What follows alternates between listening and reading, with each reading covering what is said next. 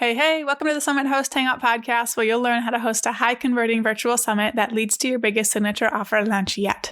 I'm your host, Krista from Summit in a Box, and we are currently in a little series where I'm taking questions from members of our Summit Host Hangout Facebook group and answering them on the podcast, which is so fun for me. Please ask me more questions and tell me specifically you want them covered on the podcast, because this is way more fun than making up topics that I think you want to hear about. But today's question is from Lori, one of my original Summit in a Box students, who has turned into a dear friend. And Lori's question was, how has your business and work changed over the years? Can you identify stages? What stage are you in now, and what is next? Such a fun question, such a loaded question, and it's not something I really pause to think about very often. Really, it's only when I'm asked, and it's so wild to look back and see how far I've come, where God has led me and showed up when I didn't even realize it, and man, it's just powerful. So yeah, for anyone who's interested, let's take a walk down memory lane. I'm going to keep this episode more focused on offers. I'll touch on revenue and lessons learned. And in the next episode, I think I'm going to break down my team growth, because that has also been really cool to look back on. And just like I tried to incorporate it in here and it was just too much. So we'll have a totally separate episode about how my team has evolved over the years. So let's go way back. So Summit in a Box was my 5th attempt at a business. And I remember when I was starting to learn about running an online business, I saw a stat somewhere that said like it took 5 or 7 tries for your business idea to stick and how many businesses failed. And I was like, what? That's impossible. That's not going to be me. But here we are with number 5. I had a craft blog that I thought I was going to make a ton of ad money with. I had an Etsy shop where I sold bracelets and headband bands and random things that I crocheted or random crafts that I made. I had then a blog about being a woman in the tech field that I thought I was going to like use to mentor and sell courses through. I was in no place to do that, by the way. Then I had a WordPress development business where I also sold some digital products here and there. And then I finally landed on Summit in a Box. So it's been quite the journey. So I would say, Lori asked me to break this down into stages. So I did my best for that. I would say that stage 1 was floundering. And I should actually tell you what the stages are that we're going to go through.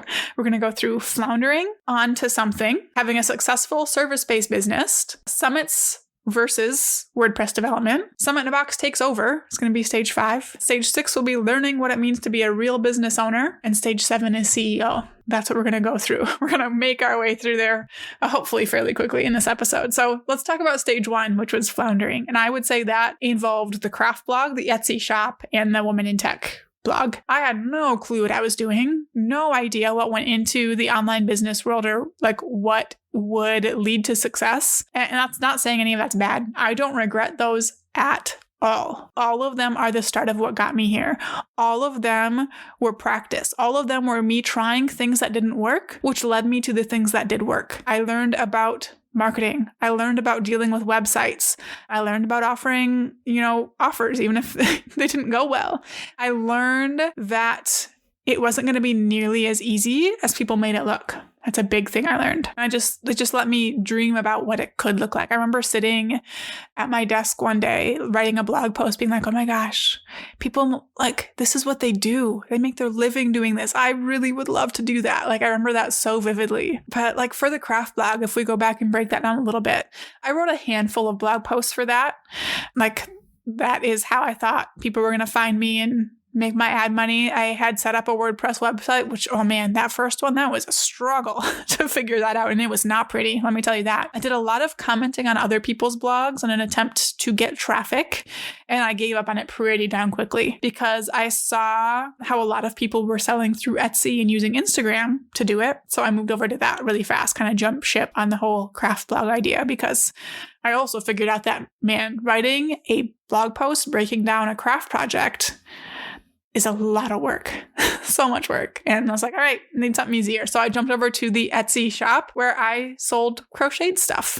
And I got some decent sales for that. Made some good connections on Instagram. I had a little traction going. And I really don't remember why exactly I stopped, but it was much more of a learning experience than like a money-making business. Like my stuff was priced way too low for how long it took me, but I was learning, right? I was learning so much. And then I moved to the Woman in Tech blog. I think that's because I found Mariah Kaz on Instagram and like going through her stuff. I was just brainstorming business ideas, and the Women in Tech is what I landed on, like a unique like position I was in that I could, try to help people with. So I moved that. I made a website for that and focused primarily on Twitter. Like that's where all the tech people were, right? So it made sense, and maybe they still are there. I don't know. But this is when I really started wanting to get out of my job and looking for a way to do that. So I had joined Mariah Kaz's Your First 1K program, and this was 2015. And this was the idea I came up with to build an audience and sell digital products too. I had a very, very, very small following, like maybe 20 some people on my email list. And luckily I pre-sold my course because I got 0 sales, and that's probably how many I would have continued to get. But I just didn't know anything about marketing, and honestly didn't have any business helping women be happier or more empowered in the tech field, because I certainly wasn't. So it's a blessing that it didn't end up working. Through starting that, through finding Mariah and finding the circle of primarily people who identified as female selling courses on the internet, I ran across the circle of people who I felt like I fit in with, offering website design services. And that is where my floundering stage stopped. So in this stage, I think I had a mix of thinking things that would never work would work, and also thinking that nothing I was ever doing would work. So, great place to be, super fun. But that's what it took, right? That's how I got started. So then we moved to stage 2, which I'm calling on to something. So I was still kind of floundering in a way, but now I was starting to bring myself closer to finding success with it. So I got into the world of design and development because I had noticed other people doing it, and I was doing software and web development at my day job. It's like, oh, if they can do it, I can do it, right? So I started a website offering some services. I was offering design services. I can't design anything, but I just thought I had to. So that's what it started out as. And I quickly shifted to just doing like little development projects. And I was doing most of my marketing on Twitter, and I also had a Facebook page. So I was doing the strategy that you did back in the day where you post 10 times a day on those platforms, 80% other people's content, 20% your content. I don't know why that was a thing, but that's what I did. I did Twitter chats, Periscope was a thing back then. So I was forcing myself to get on Periscope, even though I was terrified. And through Twitter, I found like a little group of friends who were kind of in the same startup stages and trying to launch a course, which I was also trying to do. And we started like a little mastermind situation. And that's where my first clients came from. It came from these people seeing opportunities and passing them off to me. And it was what I needed to get started. So the first project, I don't remember what it was. It was doing some kind of custom development on someone's homepage, which I had no clue what I was doing. I'm so glad that one of the other women in this mastermind was a WordPress developer, because she helped me a lot. And I gave her, I think, either half or all of the money for the project, but I only charged like $150. And then my next projects, I think I might have had a couple other small ones like that, but what I felt like was my big break was a WordPress theme designer needing a developer. And she contracted me to build 6 custom themes for her, and I was paid $150 per theme. Which just makes me so sad now. But it was such a good learning experience. And that's where I decided I wanted to specialize in doing development for designers. So yeah, with that, I knew I had the goal of making $1,200 per month, profiting $1,200 per month in order to leave my day job. That wasn't nearly as much as I was making, but like that's how much my husband and I had calculated we needed for me to be bringing in to be able to leave. And within 6 months, I was doing that. I switched over to just doing development for designers, which, niching down was great. I was doing projects I like. I was charging a little bit more, not as much as I should have. I think by the end of that business, I was charging like $2,500 or maybe $5,000 for like a full custom website, which it's not enough for how much time it takes, but I learned a lot. I learned a lot about marketing. I learned how important connections were. I learned a lot about offering things that were actually in alignment with what you could do instead of just winging it, which I was doing in the beginning. But yeah, I would say niching down is the biggest thing I did there that helped me. Stumbling my way into discovering development for designers was huge. And that led me to stage 3, which was having a successful service-based business. So I had packages where I was doing custom development. Again, between $2,500, $5,000 is kind of where those sat. I think my biggest one was probably around $10K. I did some retainers, again, way undercharged, but it was really great to have a group of, 8, 10 clients who were giving me a few $100s a month. It was really great to just have that revenue that I could kind of count on. Then I had some maintenance packages where I did work directly with some of the clients, again, for not nearly enough, like $60, $70 a month to maintain like plugins and security stuff and just be available if they ran into questions on their website. And I actually still have one of those today. I offboarded everyone else, but years and years later, I still have one of those people. And I just know it's not fun to find a developer. So I don't mind at all just continuing to do it for her as long as she wants me to. But the projects for that and the timelines and the work that went into it is what made me eventually start wanting to get away from it. I would time myself on development projects. They'd take me 40 to 50 hours to do, and I would get paid, a few $1,000s. So that was one hard part, but I would say the hardest parts for me were the people parts, handling feedback. I am not good at taking constructive feedback. That's just not my strong suit. I take it very personally. I assume everyone hates me if they have any kind of constructive feedback, and it's just not good for me. That's why I have Kate now to take all of that in and present it in a very gentle, loving way. Managing revisions, I did get, I really started to crack down on them. So by the end it was fine, but I just hated getting the revisions. And then again, just putting in way too many hours for not enough money were the hardest parts for me. And for that, I was marketing a lot through word of mouth. So I got a lot of referrals. I got a lot of repeat clients. I used Instagram. We had a Facebook group. A friend and I ran a Facebook group of designers together. I was running challenges. You can learn more about that at summitinbox.co/challenge-strategy. I had a podcast that made it to 100 episodes. It was called Get Back to Design. I think we stopped paying for that hosting, but it was like one of the more well-known podcasts in the design space back in the day. And then I also tried like YouTube. I kept going on Twitter for a while. I was doing Pinterest, SEO, all the things to try to keep myself booked out there. And then that brought me to stage 4, which is summits versus development. So after a couple of years of running that business and just kind of getting tired of wondering where the next client was going to come from, I knew I needed something else. And a summit ended up being my answer. So I was hoping I could host a summit and really just connect with other people in the industry. Like I saw people in Facebook groups who knew each other and they were friends. And I was like, I want to know those people. My email list just grew at a trickle. It was like 1 or 2 opt-ins per day. And I didn't know how to get above that. I was getting clients just as I needed them. My revenue was kind of stuck at $3,000, $4,000 a month. And I needed something that would bring more. And I did not have high expectations. I was hoping I could bring in 500-ish new subscribers. I didn't know if that was realistic. And I was hoping to make $2,000 or $3,000 to do that summit. And I would have been so excited. The actual results were much better, luckily. So we tripled our email list. So we went from 500 people to 1,500 people on our email list through that summit. And instead of making $2,000 or $3,000, I made $16,000. And now some of you might be like, that's not that much. But for me, I was making $3,000, $4,000 a month. It was life-changing. I had never made that much money at one time. I didn't think that was possible. So it absolutely blew my mind. And my plan then was okay, I am doing this much more often. My services also got booked for 6 months. I was like, this is my thing. This is what I'm going to do. So I moved forward with the plan to host a summit every 6 months. Royally messed up the second one. Not good. It brought in a couple hundred people, a few $1,000s. I just totally messed up the strategy. You can hear me talk about that in other places. But in the meantime of hosting that summit and messing it up, everyone wanted to know how I did that first one. I was having so much imposter syndrome because of, I had only hosted one summit. It went well. People loved it. It was well organized. But I was like, who am I to teach anybody when I've only done this once? But eventually people asking more me, I was like, well, I guess if they really want me to, I can make something. So I made my first summit hosting product. It was basically my Asana template that I had created to plan my summit. I organized it much better, added a bunch of descriptions to the tasks, and made a timeline generator to go with it. I think I had that right away. Maybe it took a while for me to release that. But I was like, all right, if you guys really think you want me to teach summits, prove it basically. Here's this $200 offer. And people bought it.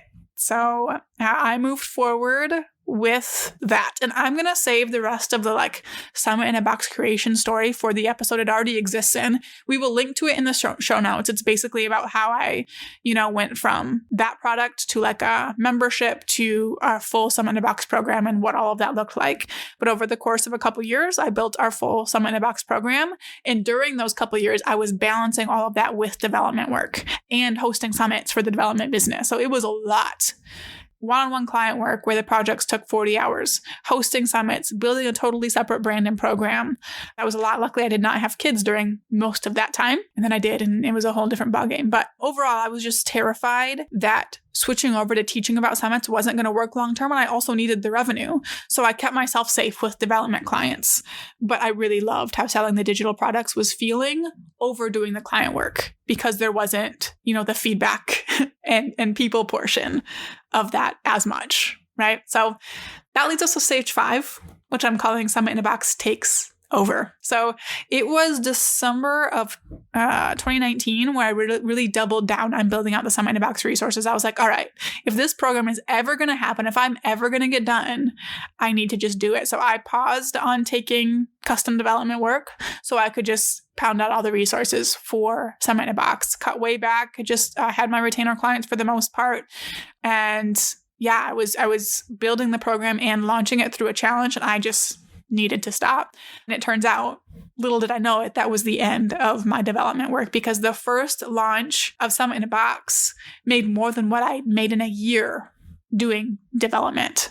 When we launched Summit in a Box at like a $1,500, $2,000 price point, and it made more than an entire year of development work. So I was like, all right, I guess we're done with that. So Summit in a Box took over very quickly. So that led me to stage 6. It shoved me right into stage 6, which was learning what it means to be a real business owner, because I very quickly had to shift from freelancer to business owner. I needed a lot more support. I needed to support a lot more people. I needed to grow my team. I needed to figure out marketing that would keep a digital product business growing versus a service-based business. And it wasn't the healthiest time for me boundaries-wise. I was obsessed over work and keeping the success going. I worked nights and weekends with a little one. I was just constantly worried that it was going to stop working, but I loved seeing students like do really awesome things. So I experimented with day rates, one-on-one calls, summit production for people, but I kept finding myself hating the pressure of client work. So we kind of stayed with the digital product model. As for marketing, we were doing challenges, summits, word of mouth, Instagram, Facebook group, podcast SEO, being in other people's bundles and summits. Ads were really huge for us for a long time. So we found a suite of things, both short-term and long-term, that just worked well for us. And, overall, all that time I was learning a lot about marketing and what it took to grow and sustain a business. And mindset was still a huge issue through it all. Like as I was adding new team members and hiring and adding these programs and marketing methods, I was just waiting for it to crash down at any moment. I was like, this is going to stop working at some point. I was also just like constantly jumping from task to task and not feeling like it was enough. I would let something that didn't go well, or someone who didn't say something nice, or someone copying my stuff just totally derail me. And that shift is what led me to my latest stage, which I'm calling CEO. And this really had to start when we launched our group coaching program, the Launch with the Summit Accelerator. It was so terrifying for me to shift the focus from Summit in a Box, which had worked and been our primary offer for 2 years, to a new offer. But I knew I could serve our clients so much better with that new offer. It took some time. It was really scary for a couple months, but it took off. It took off because I stuck with it. And like at first I would get so upset if someone who belonged in the accelerator went into Summit in a Box instead, because of the pricing difference is why people would do that. And because of that, I tried to hide Summit in a Box for a while. Like it wasn't a thing anymore. But like now I am much more confident and I'm much more clear in the difference. I know who we can help better in the accelerator and why. I'm not afraid to tell someone why they're a better fit for the accelerator. And if they really want to save a few $1,000s and see less results in their summit because of it, like I don't let that bother me anymore, right? That's their choice. I would also say that serving clients in a coaching capacity like this was also scary at first. I wondered if I could deliver. I wondered if I would like it. I wondered, if I could handle it it like emotionally because I do struggle so much with like one-on-one type feedback and stuff. But man, I love the heck out of it. It is such a great place. I love going in there and supporting our clients every day. But having to own that offer, grow my team, serve clients on a deeper level, and mature our marketing even more forced me to step into the CEO role, or I was not going to enjoy running this business anymore. And like for me, what that means, like, so what does it mean to be a CEO? You know, people just use that as kind of like a fluffy thing. For me, it means owning the heck out of how awesome our offers are. I have no doubt in my mind that they are the best of the best when it comes to Summit hosting programs, because that's just how we made them. It means knowing exactly who I can help and also who I can't help. It has meant no longer being afraid to make an invitation, even if someone does, has issues with the fact that I made the invitation. It means not being afraid to talk to someone about our offers and how I can help them on calls. I will now get on calls with people who are interested in our offers, where before I'd be like, oh no, can't do that. I'm happy to do that now. I can lead my team better. I feel more confident that it's going to keep working. I trust my decisions, and I also make more thoughtful decisions. I lean on my support system. So I lean on my team and my coach, and I'm in a big marketing program to help me with that side of things. I have more open space, and I'm continually working to allow for more open space because I know that an important part of being a CEO means space to think. And that's something I still struggle with. So that's something I'm working on all the time. It means being in rooms with people at the same level and with bigger businesses than me. So I have something to learn about and aspire towards. But it's always focused on serving my people well. All of that comes back down to serving all of my people well, because if that's not happening, nothing else is going to matter. Right? So I would say that's where I am right now. And it's a good place to be. I'm okay with that. I have no idea what to expect next. Like, not a clue. I love our offers as they are right now. I love my team, which you'll hear about in the next episode. I know our marketing strategy is going to look different in 2024. And you're actually hearing this several months in already as I look at the published date for this. I'm recording this in 2023. I don't know what the next year is going to hold yet. I know it's going to be different though. I'm used to doing big live launches every quarter or sometimes more often, but I don't think that's what we're going to be doing unless that's where my energy goes. Like if I need to do that because I'm excited about it, we will, but I don't think that's what it's going to look like. I know I want to keep the feeling of spaciousness that I have right now. And actually like right now as we're getting ready to launch a new program. So I'm recording this when we're getting ready to launch Challenges That Make Bank. It's more of a hustle. And I'm reminded like, I don't want this all the time. It's okay in seasons, but it's not okay all the time. So I want to make sure I get that spaciousness back once this launch is done. It might look like starting to hire help for launches rather than managing and running them all by myself. Right now, I'm in the process of hiring an OBM. So that's going to be a big change where I'm hoping that some responsibility is taken off of me. Some details can be managed by someone else. So we'll see if that leads to a new stage. But yeah, we'll see. Maybe I'll update you in a year and we'll see how it all went. So I hope this was interesting. Hope it was a good little behind the scenes. For those of you who are still listening, thank you so much for tuning in. For show notes and anything I mentioned in this episode, you can head to the link in the episode description. In the next episode, like I said, I'm going to share how my team has grown and evolved over the years. So if you liked this behind the scenes episode, be sure to tune in for that. And now go out and take action to plan, strategize, and launch your high converting virtual summit.